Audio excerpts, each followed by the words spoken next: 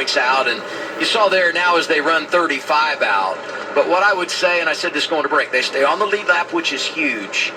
And I've always talked about this road racing, never write anyone off, because sometimes misfortune on track can lead to a strategy opportunity later, and so a whole lot can play out in these races. You just have to stay in the game. Well, we saw it last year with Connor Zilic, right? I mean, he went through the bus stop with a couple other guys, and because of that, he got off strategy, was able to save enough fuel, and even though he had the fastest car, that strategy helped him be able to win the race. Malicki goes a lap down, as we talked about being stuck in the gravel trap, but he's the only car one lap down. 13 laps to go in the stage. Then you get a caution, he could get the free pass right there. And you see those two white lines, that is the restart zone where these guys, where Connor Zilic will be able to accelerate. Once he gets to the first line, he can take off, and they'll throw the green flag once they get to the second one.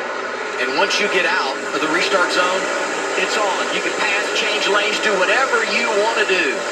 And Shane was a little more aggressive. You see they're going to race down into turn one. It'll be interesting to see what they choose to do when they get to this point.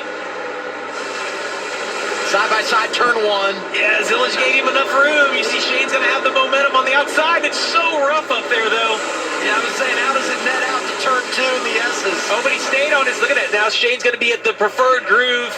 They can run side-by-side here. We'll see what they do when they get to the bus stop. You see Williams Wallace trying to sneak to the inside.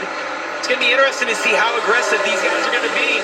If you're side-by-side at the bus stop, it's just a game of chicken. And there goes Sawalich jumping to second. Yeah, I think a little bit of that was probably the draft, you know, where the 9 maybe had to check up at a certain point at the top of the S's, and then the 18 had the momentum coming off of that corner.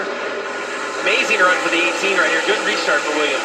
You know, you and I talked earlier today to crew chief Jeff Mendering, who calls the shots for Sawalich, and he just talked about what they've done recently. And he said, I've got a different driver. His confidence is at a whole new level, and for him to be up there mixing it up with Zilic and Van Gisbergen, it just speaks to where he is with that mindset. And Adam, the words said a lot, but it was the tone of his voice that really stuck out to me. It was genuine, and he could tell that they're in a better place than where they were.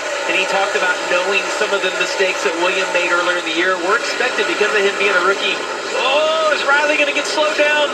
Couple of drivers going at it there. Riley Herbst 19, 11 this weekend. Michael McDowell. Yeah, that's an aggressive move because you know McDowell, good road racer, going to bury it off in the corner. He's a hard guy to be able to outbreak. And you saw Riley start out with a little bit of a wheel hop right there.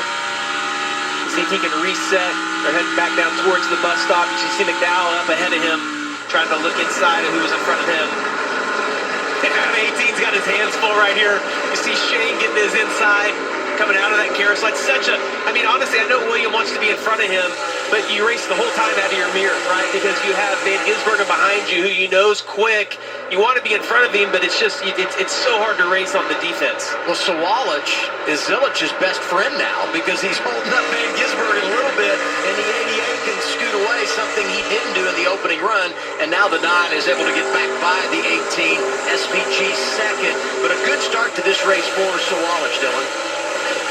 And you mentioned just his general confidence. Another thing that helps William, according to his crew chief Jeff Mendering, is when he's able to do double or sometimes triple duty in either the ARCA or the Truck Series. Tighten the left-handers and loosen the right, but then migrated to, as he said, very loose on entry and exit. They will change 4 tires here, and it looks like they've got a wrench to make a chassis adjustment as well. William Sawalich said that he was tight at the start of this run, but the car was coming to him. They'll make an air pressure adjustment again. As you see on the right side of your screen, Sam Mayer, last week's winner, also a former winner here at Watkins Glen, just no grip, chattering the front tires. The car's also loose. They've been advising him to back up the corner, but telling him he's got the same mid-quarter speed as the leaders. Caution green in on the right side of your car, just overall grip he's looking for. So you pit now, and a whole host of drivers are doing it. The thought process is by pitting now, getting your service, caution comes out into the stage.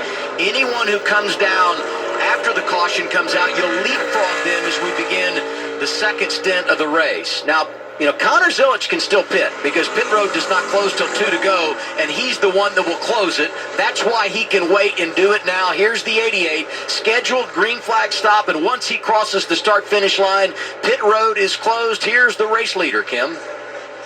That's right. Talking with crew chief Marty Lindley, he said he was up at night trying to figure out any way possible to earn stage points in both stages and win the race. He said it just isn't out there. So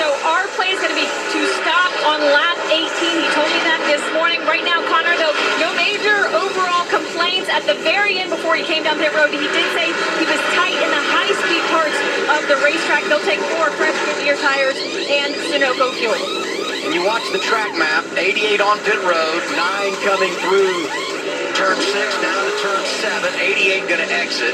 He'll maintain his positioning in front of Shane Van Gisbergen.